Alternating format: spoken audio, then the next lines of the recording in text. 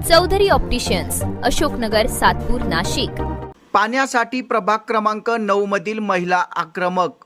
2 दिवसात पाणी पुरवठा सुरळीत न झाल्यास पाणी पुरवठा अधिकाऱ्यांच्या दालनात आंदोलन करण्याचा नगरसेवक दिनकर अण्णा पाटील यांचा इशारा। भर पावसाळ्यातही प्रभाग क्रमांक 9 मध्ये पिण्याच्या पाण्याचा पुरवठा सुरळीत होत नसल्याने नागरिकांमध्ये तीव्र संताप निर्माण झाला आहे। गंगापूर धरणात मुबलक पाणीसाठा असताना आणि प्रभाग क्रमांक 9 मध्येच मनपाचे जलशुद्धीकरण केंद्र असतानाही नागरिकांना नियमित पाणी मिळत नसल्याने महिलांनी आक्रमक भूमिका घेतली। आज प्रभाग क्रमांक 9 मधील महिला विश्वरत्न डॉक्टर बाबासाहेब आंबेडकर सभागृहात एकत्र जमल्या होत्या। यावेळी महिलांनी नगरसेवक दिनकर अण्णा पाटील यांच्या समोर आपल्या पाणी समस्यांचा पाढा वाचला। पाणी पुरवठा वेळेवर होत नसल्याने अनेक महिलांनी तीव्र संताप व्यक्त केला। पाणी पुरवठा विभागातील अधिकारी, कर्मचारी आणि वालमन यांच्या कामकाजातील समन्वयाचा अभाव व निष्काळजीपणामुळे ही परिस्थिती निर्माण झाल्याचा आरोप नगरसेवक दिनकर अण्णा पाटील यांनी केला आहे। तसेच अधिकारी, कर्मचारी आणि वालमन यांच्या संगनमताने कामचुकारपणा होत असल्याचा आरोपही त्यांनी केला। यावेळी मनपा पाणी पुरवठा विभागाचे अधीक्षक अभियंता रवींद्र धारणकर, कार्यकारी अभियंता आडेसरा, शाखा अभियंता बालाजी सूर्यकर आणि कनिष्ठ अभियंता राऊत यांना संतप्त महिलांच्या रोषाला सामोरे जावे लागले।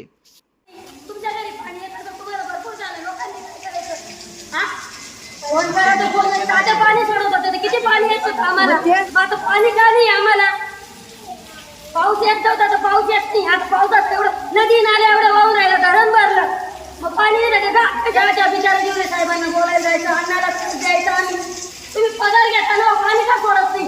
15 मिनिटात पाणी जात ना, नळ चालू करायची तेवढं पाणी जातं। आता संघापूर राहिला नाही, तोडून काढावं खरंच, तोडून काढून मी तर खरंच जोडत माझी, मी 22 बाई आहे, मी खरंच जोड बरं का? पाणी नाही आलं तर अधिकाऱ्यांना आपल्या अधीनस्थ कोण काम करतो याची माहिती नसेल आणि संगनमताने कामचुकारपणा होत असेल तर याला जबाबदार कोण, असा सवाल नगरसेवक दिनकर अण्णा पाटील यांनी उपस्थित केला। दरम्यान येत्या 2 दिवसात प्रभाग क्रमांक 9 मधील पाणी पुरवठा सुरळीत न झाल्यास नाशिक महापालिकेच्या पाणी पुरवठा अधिकाऱ्यांच्या दालनात आंदोलन करण्यात येईल, असा इशाराही नगरसेवक दिनकर अण्णा पाटील यांनी दिला आहे। ही समस्या केवळ प्रभाग क्रमांक 9 पुरती मर्यादित नसून पाणी पुरवठा विभागातील अधिकाऱ्यांच्या निष्काळजीपणामुळे संपूर्ण सातपूर विभागातील नागरिकांना पाणी समस्येला सामोरे जावे लागत असल्याचा आरोप यावेळी करण्यात आला। यावेळी नगरसेविका सौ संगीता घोटेकर, बाळासाहेब घोटेकर, रवींद्र धिवरे यांच्यासह प्रभागातील महिला, नागरिक मोठ्या संख्येने उपस्थित होते। बंद करून ठेवला ही सचिन चौधरी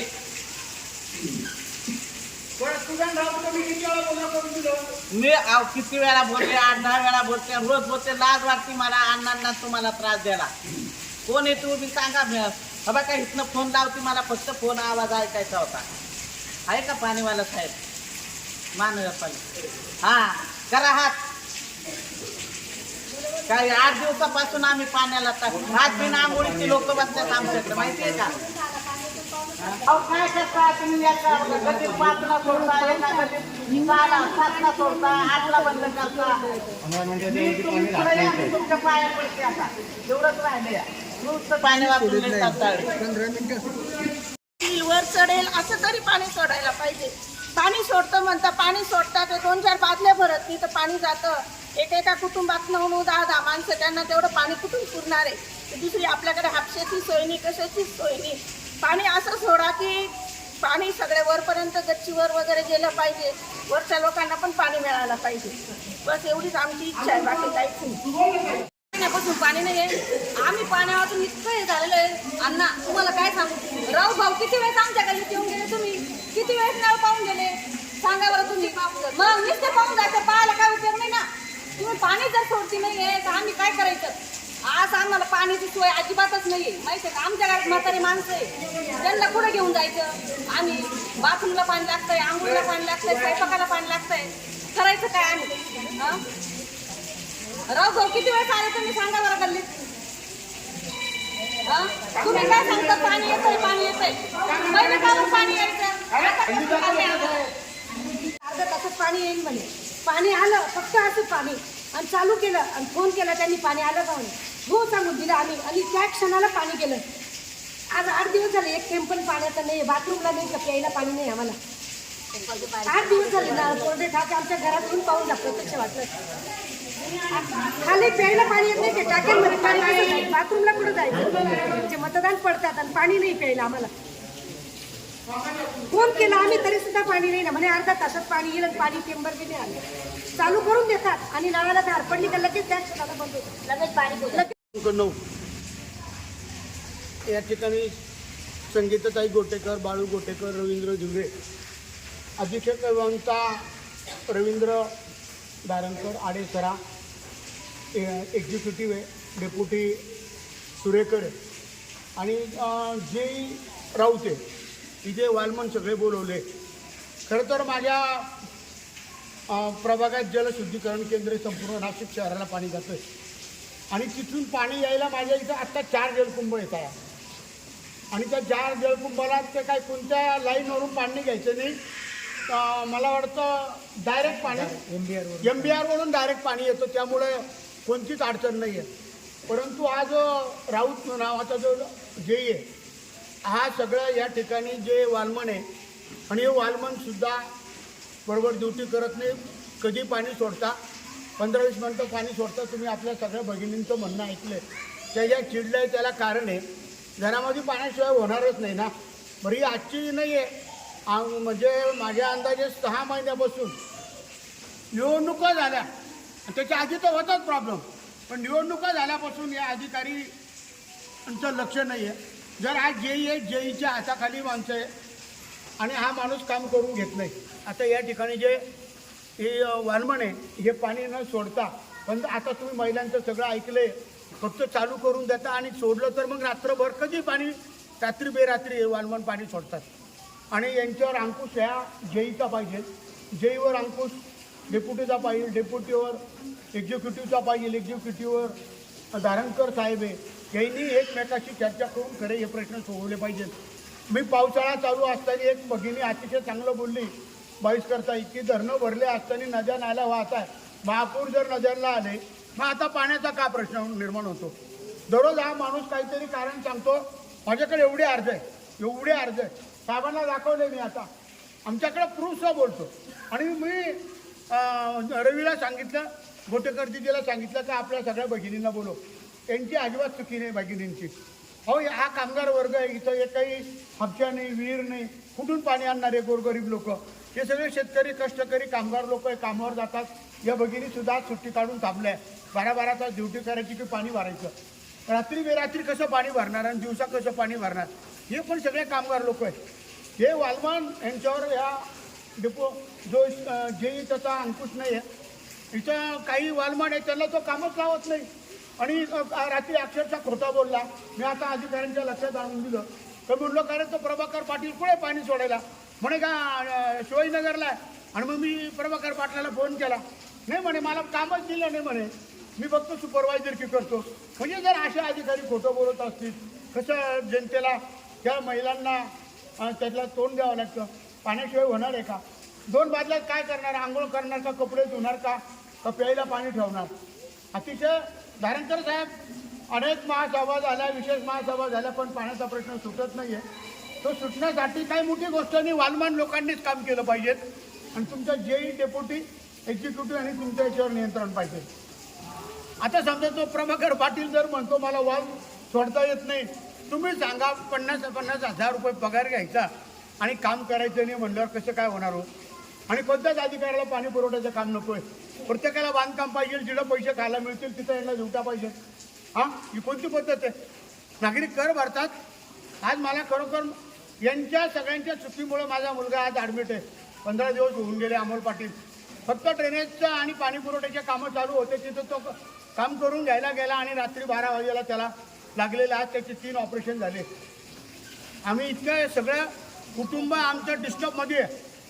तरी पण मला एक काम करावं लागतं. 92 पासूनही भगिनी आम्हाला निवडून देतात आणि त्यांचं काम करणं, त्यांना मदत करणं आमचं कर्तव्य आहे. राहू दे रे.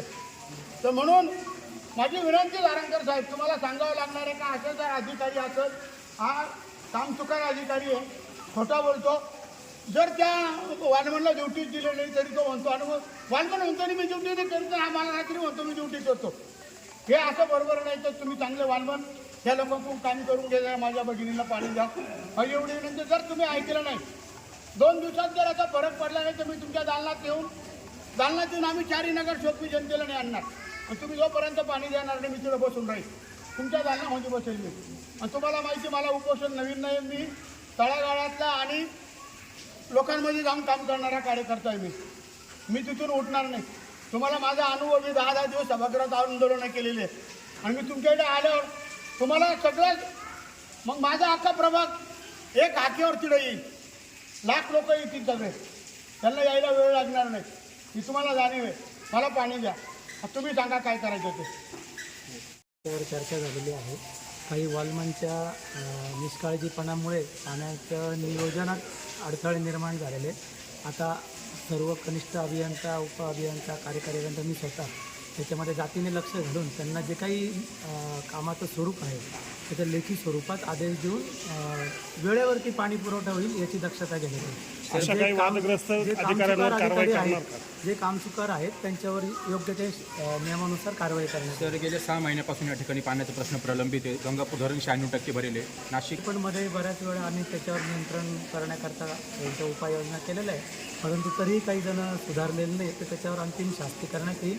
आणि पूर्ण प्रभाग क्रमांक 9ला MDRद्वारे पाणी पुरवठा होतो. म्हणजे तिथे स्वतंत्र पंपिंग व्यवस्था आहे. त्याच्यातून MDRमध्ये पाणी येतं आणि तिथून या प्रभागातल्या 4% भरतात. जवळजवळ 20 ते 22 MLD पाणी पुरवठा होतो तिथून. आणि तरी याच्यामध्ये काही लॅकुना राहिलेले आहेत. ते आता 2 दिवसात आम्ही त्याचं निराकरण करू. प्रभाग क्रमांक 9मध्ये जशी समस्या उद्भवली तशी अन्य कोणत्या प्रभाग वॉलमनच्या बाबतच्या सर्व तक्रारी प्रभाग क्रमांक 9मध्ये आहेत. तर त्याच्यावरती आता लवकरच आजच्या आज उपाययोजना होऊन उद्यापासून त्याचं निराकरण होईल याची दक्षता घेण्यात येईल. साधारणतः सरी समस्या किती दिवसात सोडवण्यात येईल? 2 दिवसात समस्या सोडवली जाईल. सर, 2 दिवसानंतर पाणी पुरवठा सुरळीत राहील का? हो, सुरळीत राहील. आता याच्यामध्ये एक अडचण अशी येते की काल पण अशी आपली एक शिवाजीनगर फिल्ट्रेशन प्लॅन्टची लाईट गेलेली होती. त्याच्या आधी 2 दिवस जेव्हा पाऊस मुसळधार झाला तर तेव्हा गंगापूर डॅमचं पंपिंग बंद झालेलं होतं. तर अशा स्वरूपाच्या जर MSCBकडून जर काही विद्युत पुरवठा खंडित झाल्यामुळे जर पाणी पुरवठा करणं शक्य नसेल तर तेवढा कालावधी सोडून अन्य वेळेस पाणी पुरवठा, म्हणजे आता ह्या सुरुवातीच्याच कालखंडात असे अडचणी येत असतात MSCBच्या. आता इथून पुढे येणार नाही, कारण ते स्वतंत्र फिडरची पण व्यवस्था करतात ते शिवाजीनगरला. तर मग त्याच्यामुळे पुढे पाणी पुरवठा सुरळीत राहील. सर, महत्त्वाचा प्रश्न असा आहे, त्यांनी अंतर्गत व्यवस्थेमध्ये काही बदल केला होता. आता परत तो पूर्ववत करण्यात येईल. जे स्थानिक आहे तिथले वॉलमन आहे त्यांना तिथे नेमण्यात येईल आणि जो काही दुसरीकडून आलेला त्याला अन्य ठिकाणी नेमणूक देण्यात येईल. पाण्याचा विषय महासभेवर देखील येतो तरी देखील म्हणजे खाली कर्मचारी वर्ग जो पाहिजे अभियंता आणि खाली अजून त्याच्यावरती चेकर वगैरे तो थोडा कमी स्वरूपात आहे. तरी जे काही आता आपल्याला जे काही कर्मचारी दिलेले आहेत त्याच्यामध्येच आपण नियोजन करून जसं चांगली सेवा देता येईल तेवढं आपण करून देऊ. लोकांच्या ऑर्डर कमिशनरांनी दिलेल्या आहेत, कनिष्ठ अभियंता, सहाय्यक अभियंता. त्याच्यातले काही लोक रुजू झालेले आहेत, त्यांना आपण सातपूरमध्ये नेमणूक दिलेली आहे.